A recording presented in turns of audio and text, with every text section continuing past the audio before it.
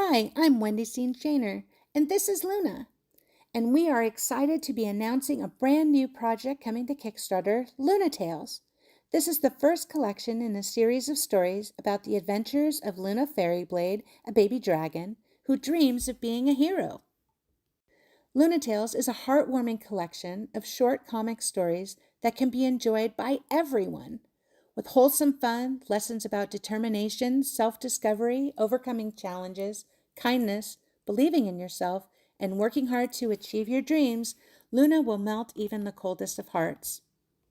Now, Luna is an adorable, relatable character who is friendly, curious, adventurous, stubborn, and always wants to do the right thing. But she can make mistakes. She has a positive personality and is a ray of sunshine in a world that isn't always that way. Yet, she sees the magic in everything and everyone. As part of our pre-launch celebration, we invite you to a special edition of You Can Draw with Stef Wilson and Kerry. So sit back, grab a pencil, grab some paper, and let's have some fun.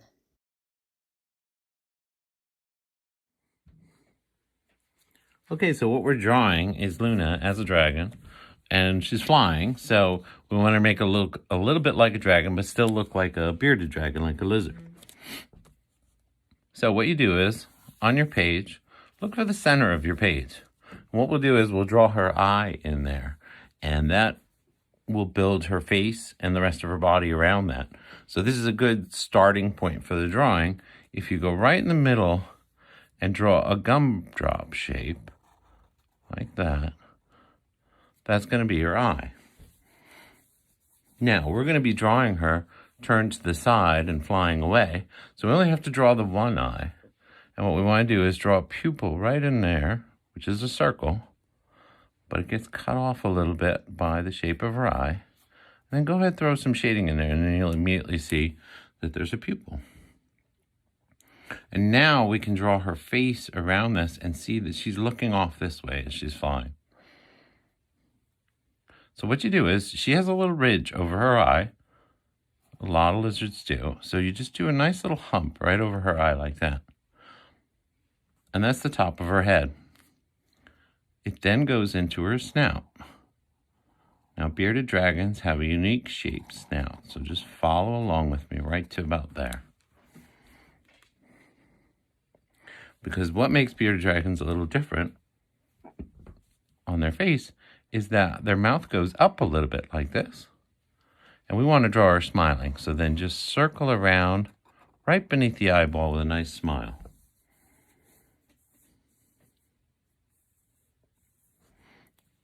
Now that's the top of her snout, and we want to give her a chin.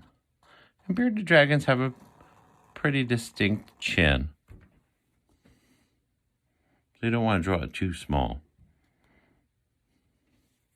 Now you've got this space over here, but that's where the frills of the bearded dragon are.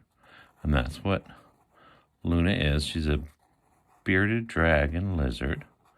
And what you do is draw a couple little swoopy shapes like that to give her those little frills on the side.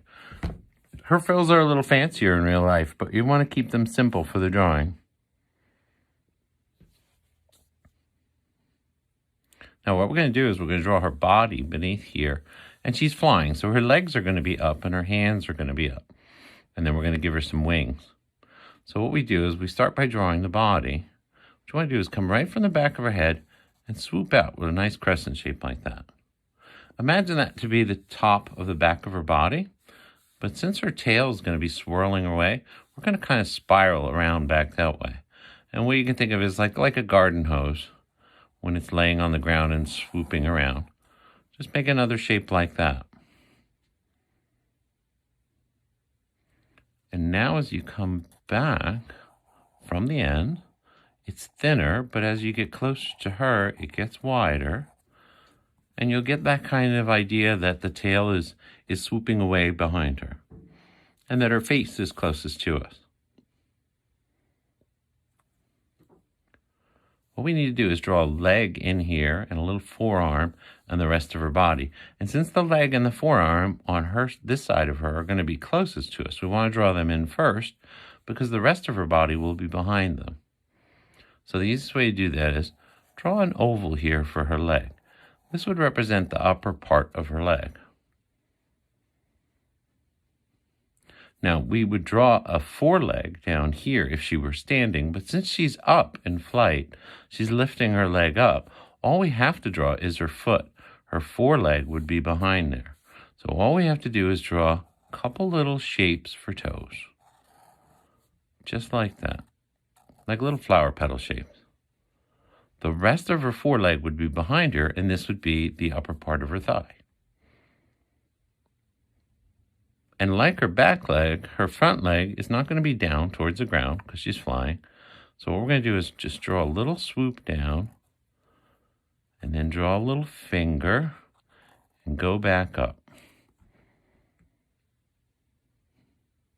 Now, I don't think there's any actual flying lizards out in the world, but for when you see fantasy art of dragons or T-Rex when he's running, that would be probably the closest example. When a Tyrannosaurus Rex is running, he tucks his forelimbs in that way, and they are smaller. So that's the best way we can draw a lizard, a flying lizard forearm. Just Luna's the only one I know. Yeah, she's the only one. Then draw a nice little rounded shape right here to her foot. This represents the underside of her body. Now, like snakes, lizards also have scales across their back, but on their forebodies, if you've ever seen the underside of a snake, hopefully in a zoo, you'll see they have an underside that is different than the top side of them. And what that is just draw little faint lines like a ladder, but curve them a little because Luna is rounded. And that represents that she has these little plates on the bottom of her as opposed to the little scales that go all over her. Now, we wouldn't see all of her front arm and all of her back leg in this pose because her body is blocking it, but we would see them stick out. So draw a little rounded shape like that for her other forearm. And that's what gives your drawing a little bit of dimension. Like, you'd be perfectly fine if you didn't draw that and you just had the sideways thing.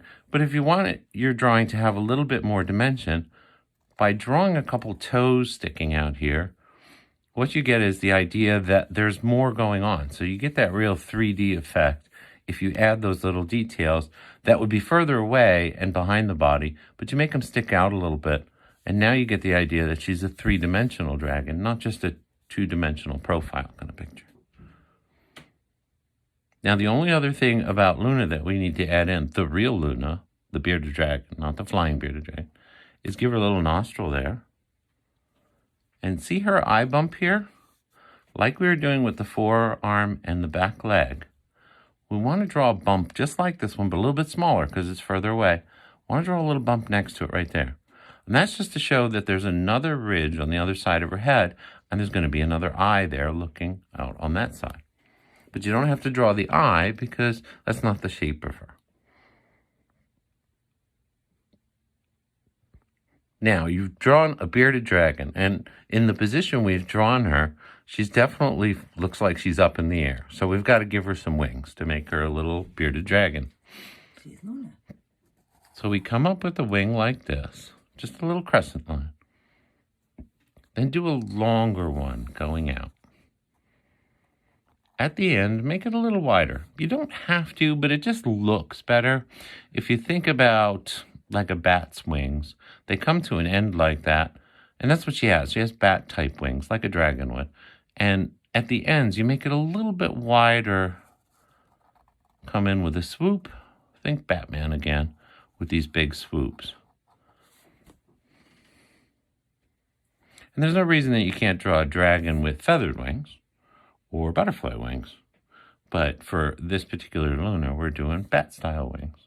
And the way you show that is bat wings have muscles in the arm, here of the wing, and then here in the forearm of the wing.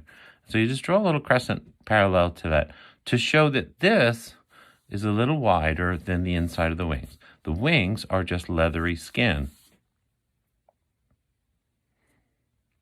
Now on the other side, that wing would be further away from us, and we won't see quite the same shape.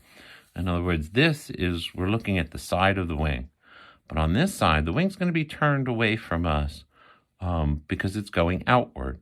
So you don't want to draw it exactly the same as you drew this one. So come up with a crescent that's a little shorter than the one you drew here. And draw another crescent that's a little shorter than the one you drew here. And by drawing it a little smaller and a little shorter, your eyes are going to, and people looking at your picture are going to think, wow, that wing's further away. And they're going to know that shows that she's flying in a particular direction. Same thing. You want to do the little bat swings for the leathery wings, but you don't want to make this wing as wide because you'd be seeing more of the end of this wing than you would see the full unfurled details that you see here. Then what you do is, same as you did a little line here to show that there's some muscles that pump the wings, you want to do a similar line like that. And it's, again, going to be a little shorter and not quite as long. Now, she could be coasting through the air, flying like this, or you can show a little bit of motion like some comic artists do. And what you do is you just draw 2 little swoops right across the top, 2 little swoops right here, and then only draw 1 swoop on the bottom. If you draw 2, it gets a little busy, and if you draw 2 in each direction, you don't quite get the movement.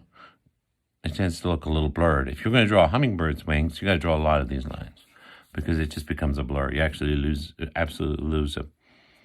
And if you ever draw a propeller on an airplane, you just want to draw a circle because you can't see the individual propellers move. They move so fast. So now you've got wings, you've got flying motions there. If you want, what you could do is put a little opening to her mouth there. And now you can do flames, like a dragon. And flames can be tricky because they have a randomness to them, but they also have a waviness to them. So if you think of drawing a wave, just don't draw your waves the same distance. In other words, don't make them the same height and the same thing, and make them random, one on the bottom, one on the top. And then you get that randomness that flames take on, because flames move very fast and are very dynamic, and they change shape instantly. So as long as you make your flames look a little random, you'll be okay. And that's all it takes to draw a flying Luna. Perfect. Thank you so much for sharing with us.